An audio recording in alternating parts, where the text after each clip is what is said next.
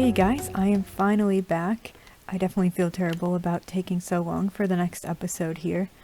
But yeah, I ended up having some stuff in my personal life and I just need to take a break for a couple months. So hopefully you guys will understand, and I might talk about that a little bit more later.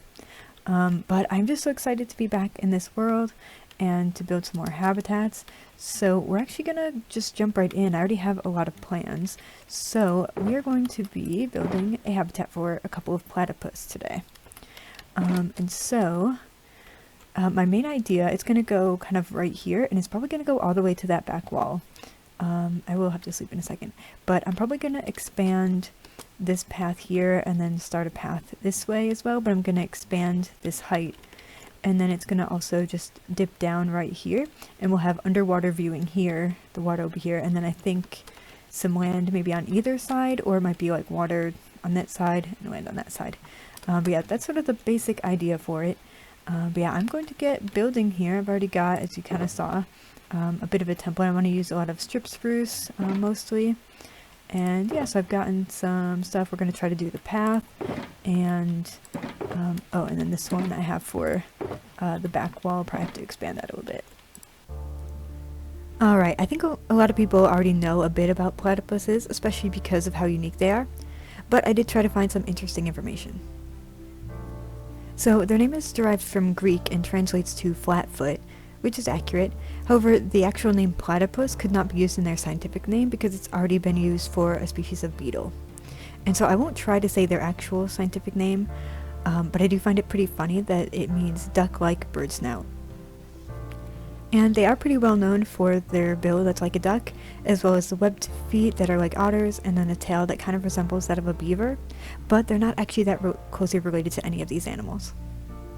In fact, their closest living relatives are the 4 species of echidna, with the 5 of them being the only mammals that lay eggs rather than having live young. And this group is known as the monotremes, and it's thought that they're the earliest of the 3 present groups of mammals. The platypus is considered semi-aquatic, spending a lot of their time in water, hence the webbed feet. However, they also have a really cool adaptation for finding food underwater, especially in these murky conditions. It is called electrolocation, and it allows them to sense electrical signals from prey without having to see them. This is especially beneficial because they close their eyes and ears while underwater, so they rely on other senses. While their webbed footing may not be surprising with their lifestyle, it is interesting that on land the webbing gets in the way of their front feet to walk normally, so instead they'll knuckle walk. Think of how gorillas and other primates curl their fingers towards their palms. Platypuses are similar, folding their webbing under the rest of their paw. I actually found an interesting video that shows this pretty well, so I'll link that in the description. Their fur is also adapted to aquatic life by being waterproof. However, their fur is also biofluorescent, and it'll glow under black light to the human eye. However, I couldn't actually find any reason for this, so I'm really curious to know why that is. I was surprised to learn that despite spending up to 14 hours per day in the water searching for food, they're only known to be able to hold their breath for 30 to 40 seconds at a time, though this does make sense because of their small size. Funnily enough, they also have more in common with reptiles besides just laying eggs. And this is because, unlike most mammals, their legs are actually attached to their side of their body rather than underneath. And I never thought twice about this until doing this research, but if you think about a dog, a cat, a horse, a pig, any of those types of mammals, all of their legs are underneath their body. Now, some of you may already know that male platypuses produce venom, but it was cool to learn more about it. The venom comes from spurs on the back of their ankles, and females are actually also born with these spurs, but they never produce any venom and their spurs will fall off by the end of their first year of life. Thankfully, the venom is not lethal to humans, but it's still very painful and the effects could last up to months. It seems that the males will use their venom to defend themselves from predators sometimes, but it may also play a role in displaying dominance to other males, as the venom production is higher during mating season. The most fascinating thing I learned though is that similar spurs have been found in fossils of many groups of ancient mammals, and it is actually believed that this may have been a common feature in the early species. I won't go too much in depth about the ancient relatives of platypus, but there were some really interesting things I learned. For instance, there is fossil evidence of one ancestor in Argentina, which was connected to Australia through Antarctica until close to 200 million years ago.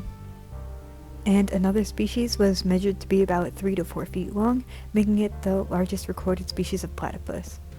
For comparison, the largest males of modern platypuses are about 20 inches long, so that's less than half of that length. Today, their conservation status is considered near threatened, and in general there is not much concern for their population declining. And this is because they have been a protected species for over 100 years. They are not without any challenges, though. The major concern is habitat loss, which has caused population fragmentation and can ultimately impact diversity. For a while, they were also hunted for fur and were sometimes accidentally caught in fishing nets. However, both of these issues have been successfully remedied through legislation. And lastly, we need to talk about baby platypuses and a bit more about their eggs. They can lay up to 3 eggs at a time, but 2 is most common, and the eggs have a similar leathery texture like reptile eggs. Also similar to reptiles and birds as well, the baby platypus will develop an egg tooth while in the egg to break out of the shell. Then after they hatch, platypuses will have teeth for a while, but they lose them and develop grinding pads primarily composed of keratin as an adult.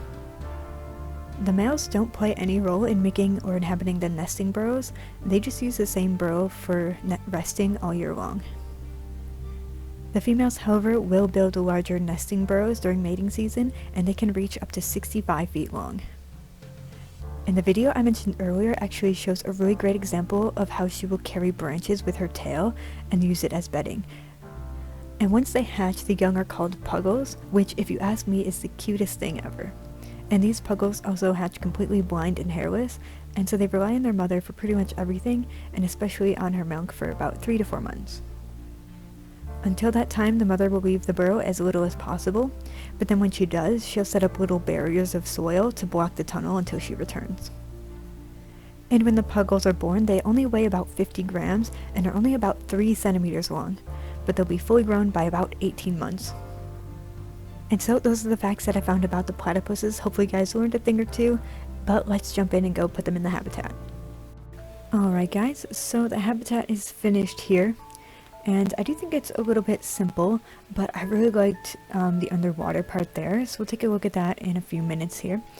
But yeah, it's mostly just the water feature and then some land on kind of like around the edges and everything. But yeah, I think this is going to be pretty good. I did want to try to make a little den for them to go like from the water underground, and I think this area might have that eventually. I might try to add that on.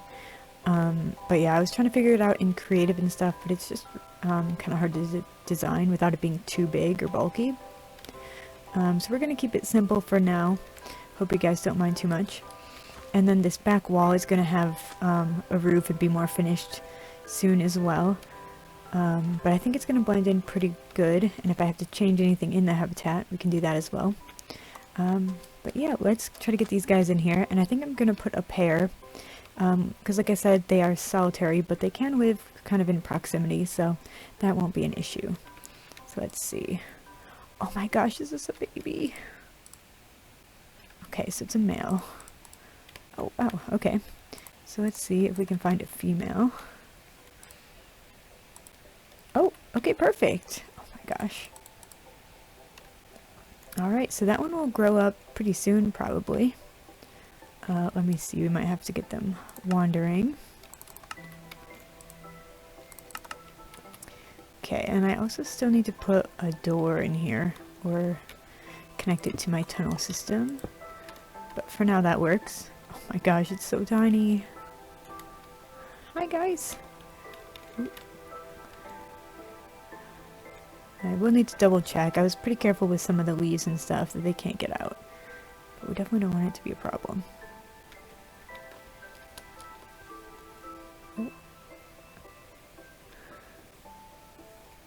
Hi guys! Oh my gosh, it's so cute. Hello! I really hope that they go in the water.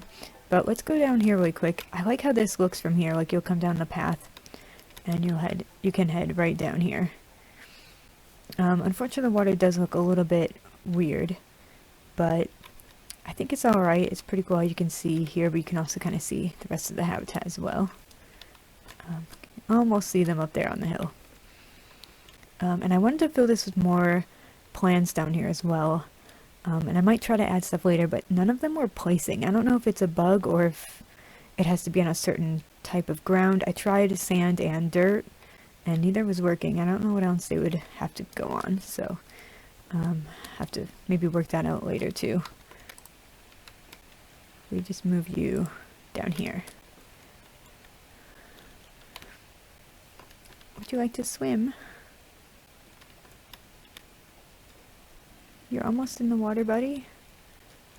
I really hope that they can swim. I didn't test this in creative, but this mod has been pretty decent about animals that are good at... Oh my gosh, it's so fast. Oh.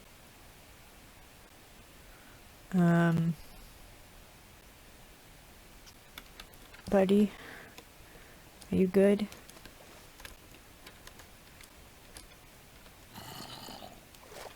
Here I was saying that I was going to add more foliage, but, oh. Am I going to have to just break this?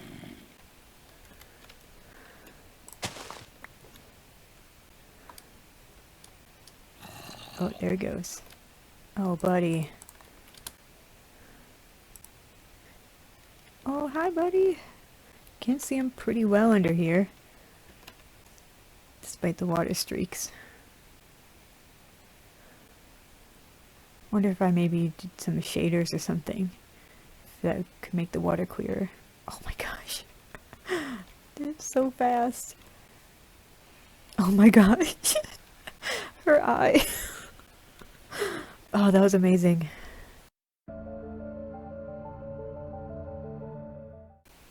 Oh, we've got to name him Perry.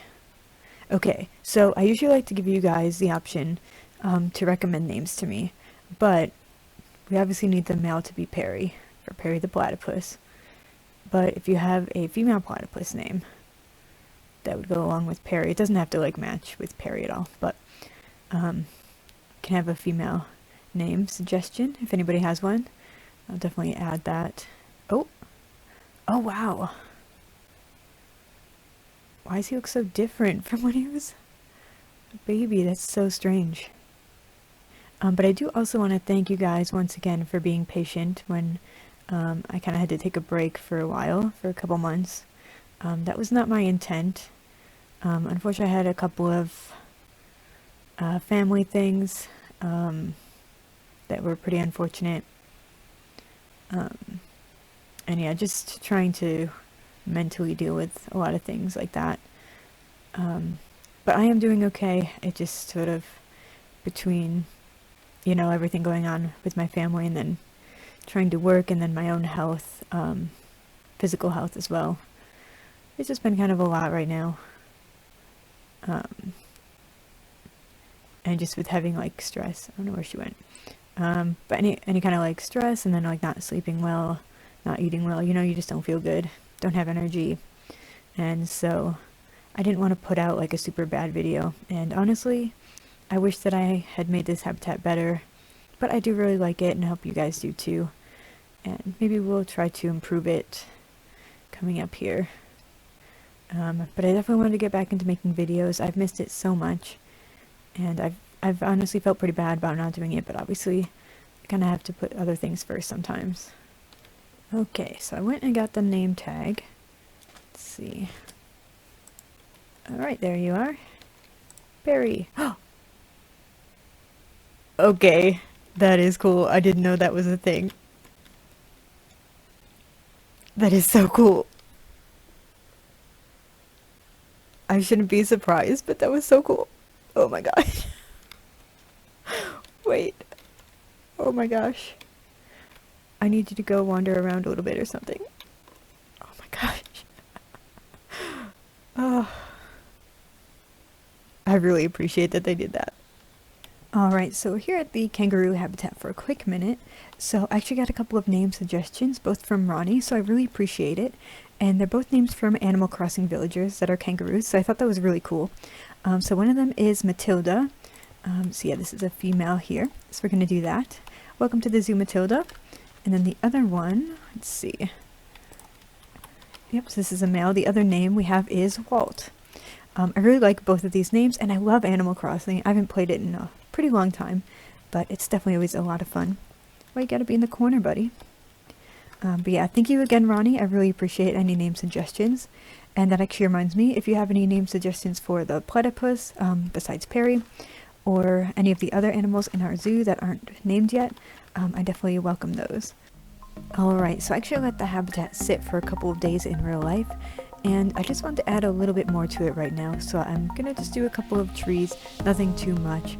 But then I'm also going to be adding the cassowary habitat that I built ages ago, but it was kind of in the middle of the zoo, and I kind of wanted to bring it over to this area with all the rest of the New Zealand and Australia animals. So that's what we're going to do here, but I'm just going to play some music and let you guys watch this time lapse.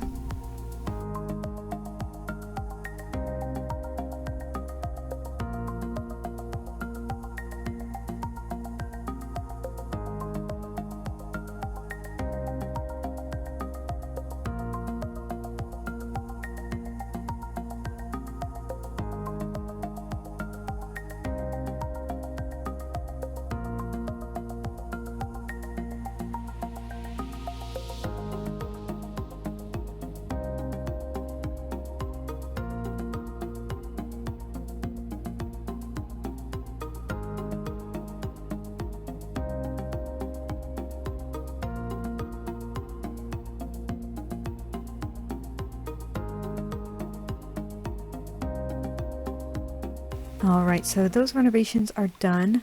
This habitat, I just added a couple more trees. I was happy with it, but I just thought it needed a little bit more. So hopefully that works out pretty good. Let's see. And we'll still do some more work on this as well, probably in the future, but I think it's looking pretty good. Where's Perry? He was hanging out over here a minute ago. But yeah, in the corner.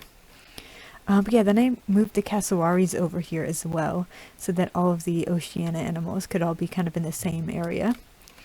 So I think this is nice, and it is a lot bigger than their old habitat as well. I did just kind of leave their old habitat alone.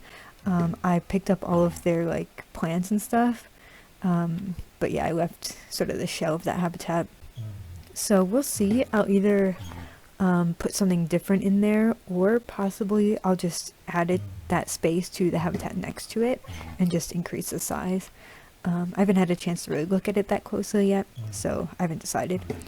But yeah, I think that's going to do it for this episode. Next episode is 50, which I still cannot believe. I think I mentioned that earlier. And this episode has taken quite a long time to make.